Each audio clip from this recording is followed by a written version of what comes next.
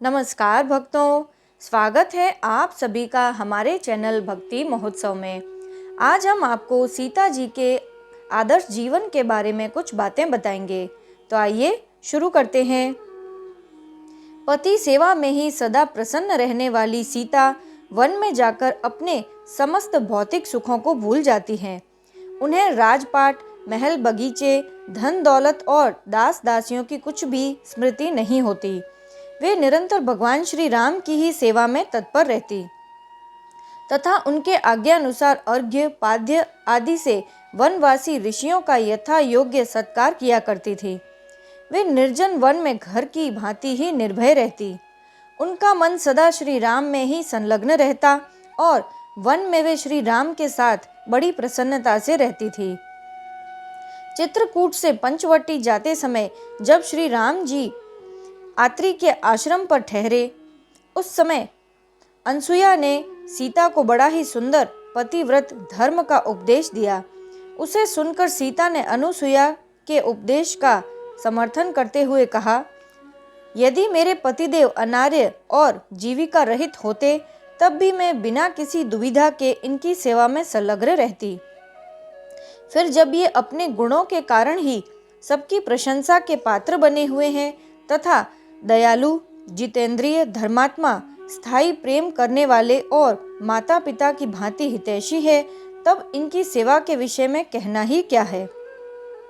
इसके सिवा उसी प्रसंग में सीता ने श्री राम के बल और गुणों का बखान करते हुए यह भी कहा है कि जब मैं पति के साथ निर्जन वन में आने लगी, उस समय मेरी सास कौशल्या ने मुझे जो कर्तव्य का उपदेश दिया था वह मेरे हृदय में ज्यों का त्यों अंकित है।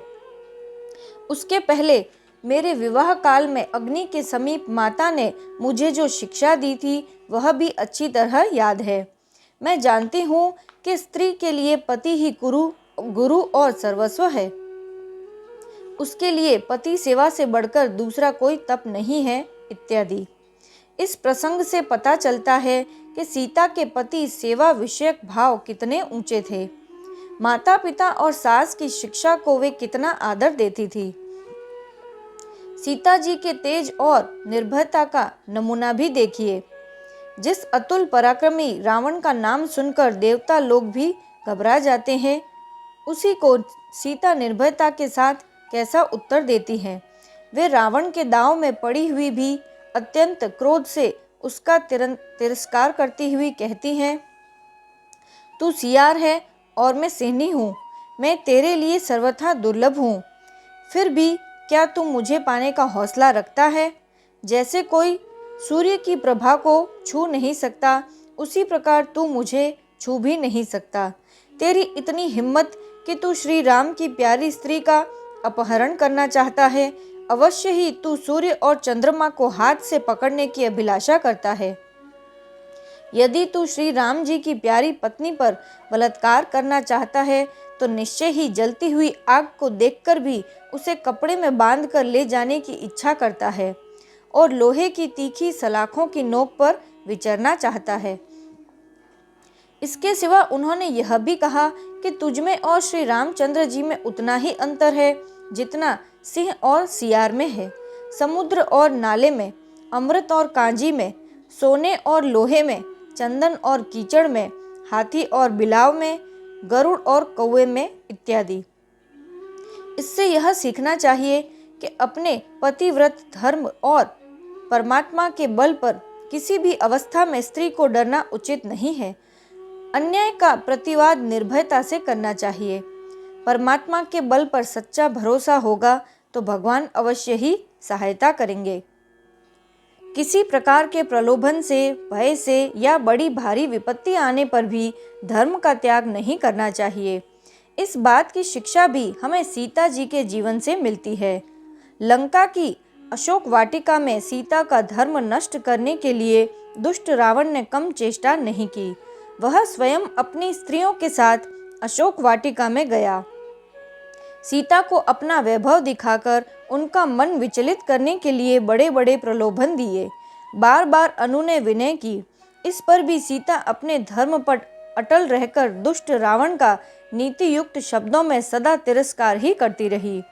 जब रावण ने बार बार श्री राम के प्रति कठोर शब्द कहे और सीता को अनेक प्रकार का भय दिखलाया, यहाँ तक कि माया से बना हुआ श्री राम का सिर भी लाकर उनके सामने रख दिया, उस समय इन सब बातों से महान दुखी होकर सीता मरने के लिए तैयार हो गई।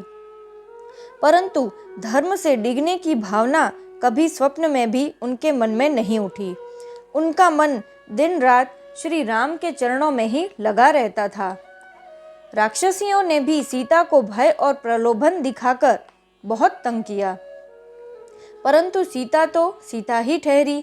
धर्म त्याग की बात ही क्या, उन्होंने विपत्ति से बचने के लिए छल से भी कभी अपने बाहरी बर्ताव में भी कोई दोष नहीं आने दिया। उनके निर्मल और धर्म से परिपूर्ण मन में कभी कोई बुरी स्फुरणा भी नहीं आई। सुंदरकांड में यह प्रसंग ध्यानपूर्वक पढ़ने योग्य है। वहाँ अशोक वाटिका में रहकर सीता किस प्रकार जीवन बिताती है, इसका बड़ा ही हृदय स्पर्शी वर्णन है। वे विलाप करती हुई कहती हैं, महारथी, श्री राम जी के बिना इन राक्षसियों में रहते हुए मुझे जीवन से, धन से और आभूषणों से कुछ भी मतलब नहीं है। मैं बड़ी अनार्या और असती हूँ। मुझे धिक्कार है जो उनसे अलग होकर मैं एक मुहूर्त भी इस पापी जीवन को धारण किए हुए हूँ। इस राक्षस रावण को तो मैं बाएं पैर से भी नहीं छू सकती, फिर उसे चाहने की तो बात ही क्या है, इत्यादि। इससे स्त्रियों को यह शिक्षा ग्रहण करनी चाहिए कि पति के वियोग में भीषण आपत्ति आने पर भी पति के ही चरणों का ध्यान रहे। मन में भगवान और धर्म के बल पर पूरी वीरता, धीरता और साहस रहे। स्वधर्म पालन के लिए प्राणों की भी आहुति देने के लिए सदा तैयार रहे। सीता जी की सावधानी भी अनुकरण करने योग्य है। जब हनुमान जी अशोक वाटिका में गए हैं, तब सीता जी ने अपने बुद्धि कौशल से सब प्रकार उनकी परीक्षा की है। जब तक उन्हें यह विश्वास न हुआ कि हनुमान सचमुच श्री राम के दूत हैं और मुझे ढूंढने के लिए ही यहाँ आए हैं, तब तक उन्होंने हनुमान से खुले दिल से बात नहीं की। अर्थात इस प्रकार विश्वसनीय कारणों तथा श्री राम और लक्ष्मण के शारीरिक चिन्हों का वर्णन करके हनुमान जी ने शोक से दुर्बल हुई सीता को अपना विश्वास दिलाया। तब उन्होंने हनुमान को राम का दूत समझा। इसके बाद जब हनुमान ने राम नामांकित मुद्रिका प्रदान करके विश्वास को और भी दृढ़ बना दिया, तब सीता ने उन्हें अपने साथ बातचीत करने की आज्ञा दी। हनुमान, यदि तुम आत्मज्ञानी राम के भेजे हुए हो तो मेरे साथ बातचीत कर सकते हो। सीता जी का श्री राम में अलौकिक प्रेम था। हनुमान से श्री रामचंद्र जी का संदेश पाकर उनके आनंद का पार नहीं रहता। बातचीत आरंभ होते ही वे उनसे पहले अपने स्वामी और देवर का कुशल समाचार ही पूछती है। स्वयं भी उन्हीं के गुणों का बार बार वर्णन करती है। बात करते करते प्रेम में विह्वल होकर रोने लगती हैं। पहले जब हनुमान प्रत्यक्ष नहीं हुए थे, उस समय उनके मुख से श्री रामचंद्र जी के चरित्र का वर्णन सुनकर कई तरह की कल्पना करती हुई सीता स्वयं ही अपनी स्थिति का वर्णन इस प्रकार करती है कि मैं बुद्धि से निरंतर श्री राम का ही चिंतन करती रहती हूँ, वाणी से उन्हीं का वर्णन करती हूँ, उसी के अनुसार उनके विषय की बातें मुझे सुनाई दे रही हैं और वैसी ही घटना में देख रही हूँ। मेरे समस्त भाव उन्हीं में समर्पित हैं। उन्हीं की अभिलाषा से संतप्त होकर मैं निरंतर उनका ही चिंतन करती रहती हूँ, अतः वैसा ही सुनती और देखती हूँ। भगवान श्री राम में सीता का कितना प्रेम था, अपने प्रियतम से मिलने के लिए उनके हृदय में कितनी व्याकुलता थी, इसका पता रावण द्वारा उनके हरे जाने से लेकर लंका विजय तक के उनके विविध वचनों से लगता है। उस प्रसंग को पढ़ते पढ़ते कठोर हृदय का मनुष्य भी रो पड़ता है, फिर भावुक हृदय के विषय में तो कहना ही क्या है। भगवान श्री राम ने सीता के प्रेम की बारंबार प्रशंसा की है। उन्होंने स्वयं साधारण से साधारण विषयी मनुष्यों की भांति सीता के लिए विलाप करके सीता के प्रेम को प्रमाणित किया है।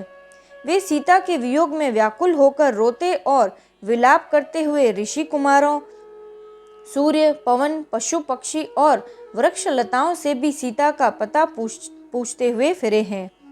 इससे यह सब नहीं समझना चाहिए कि भगवान श्री राम अत्यंत कामी थे। बात यह थी कि सीता जी का श्री राम में इतना गाढ़ प्रेम था और वे उनके लिए इतनी व्याकुल थी कि उसके कारण सर्वथा निस्पृह श्री राम को भी वैसा ही बर्ताव करना पड़ा। भगवान का तो यह विरोध ही ठहरा। अतएव महाविरही और अतिकामी साधारण मनुष्य की भांति लीला करके उन्होंने उपर्युक्त सिद्धांत को चरितार्थ कर दिया। इससे हमें यह शिक्षा ग्रहण करनी चाहिए कि यदि हम भगवान को पाने के लिए उनके विरह में व्याकुल होंगे तो भगवान को भी हमसे मिलने के लिए उतना ही व्याकुल होना पड़ेगा। अतएव हम सब उनमें ऐसा ही प्रेम बढ़ाने की चेष्टा करें। हनुमान जी से बातचीत करते करते जब भगवान श्री राम के गुण, प्रभाव और पराक्रम को याद करती हुई सीता उनके वियोग दुख से व्याकुल हो गई, उनके मुख पर आंसुओं की धारा बह चली। उस समय हनुमान ने उन्हें आश्वासन देते हुए कहा कि मेरे वचन सुनते ही श्री रघुनाथ जी वानर और भालुओं की विशाल सेना लेकर तुरंत यहाँ के लिए चल पड़ेंगे, अथवा आप मेरी पीठ पर बैठ जाइए। मैं आज ही आपको राक्षस के दुख से मुक्त कर दूंगा। ऐसा करने से आप आज ही दैत्य वध के लिए प्रयत्न करने वाले भगवान विष्णु की भांति राक्षस वध के उद्योग में लगे हुए लक्ष्मण सहित श्री रघुनाथ जी को देख सकेंगी। हनुमान जी ने सीता जी से यह भी कहा कि मुझ में रावण सहित समूची लंका को भी उठाकर ले जाने की शक्ति है। जब मैं आपको लेकर यहाँ से चलूँगा उस समय समूचे लंका निवासी मिलकर भी मेरा पीछा नहीं कर सकेंगे। मैं शीघ्र ही आपको श्री रघुनाथ जी के पास पहुँचा दूंगा। हनुमान के इन वचनों को सुनकर सीता मन ही मन बड़ी प्रसन्न हुई और कहने लगी, वानर श्रेष्ठ, पति भक्ति की ओर दृष्टि रखकर मैं भगवान श्री राम के सिवा दूसरे किसी पुरुष के शरीर का स्वेच्छा से स्पर्श नहीं करना चाहती। रावण के शरीर से जो मेरा स्पर्श हो गया वह तो उसके बलात् हुआ। उस समय मैं असमर्थ, असहाय और बेबस थी, क्या करती। अब तो यदि श्री रघुनाथ जी राक्षसों सहित रावण को मारकर मुझे यहाँ से ले चलें तो यही उनके योग्य पराक्रम होगा। भला विचार कीजिए, हनुमान सरीखे सेवक जो सीता में सच्चे हृदय से मात्र भाव रखते हैं और जिन्होंने श्री राम सीता जी की सेवा करना ही अपने जीवन का परम ध्येय मान रखा है, पतिव्रत धर्म की रक्षा की दृष्टि से सीता उनका भी स्पर्श नहीं करना चाहती। यद्यपि वे घोर विपत्ति में पड़ी हुई है, उन्हें अपने स्वामी से मिलने की अतिशय उत्कंठा है और उनके पास जाने के लिए उन्हें ऐसा स्वर्ण संयोग प्राप्त हो गया है। धर्म पर कैसी दृढ़ आस्था है, इसमें यह सीखने की बात है कि भारी आपत्ति के समय भी स्त्री को यथासाध्य पर पुरुष का स्पर्श नहीं करना चाहिए। रावण का वध और भगवान श्री राम की विजय होने के बाद विजय की खबर देने के लिए जब हनुमान जी सीता के पास गए, उस समय भगवान श्री राम का संदेश देकर उन्होंने सीता से यह भी कहा कि जिन दुष्ट राक्षसियों ने आपको पहले बहुत धमकाया, डराया और दुख दिया है, उन सबको मैं मार डालना चाहता हूँ, आप मुझे आज्ञा दें। उस समय सीता चाहती तो हनुमान को संकेत करके उन सब से अपना बदला ले सकती थी, परंतु सीता तो परम दयालु साक्षात भगवान श्री राम की अर्धांगिनी ठहरी। वे ऐसा क्यों करने लगी? दीनों पर प्रेम रखने वाली तपस्विनी सीता ने कहा, वानर श्रेष्ठ, ऐसा कौन मूर्ख है जो दूसरों की आज्ञा का पालन करने वाली दासियों पर क्रोध करेगा, क्योंकि मनुष्य अपने किए हुए कर्मों का ही फल भोगता है। भाग्य की विषमता और पूर्वकृत पापों के कारण ही मुझे यह सब दुख प्राप्त हुआ है। यह सब भाग्य की ही लीला है, इसमें दूसरों का कोई दोष नहीं है। अतः तुम राक्षसियों के मारने की बात मत कहो। कोई पापी, धर्मात्मा या वध के योग्य अपराध करने वाला ही क्यों न हो, साधु को तो सब पर दया ही करनी चाहिए, क्योंकि अपराध सभी से होते आए हैं इत्यादि।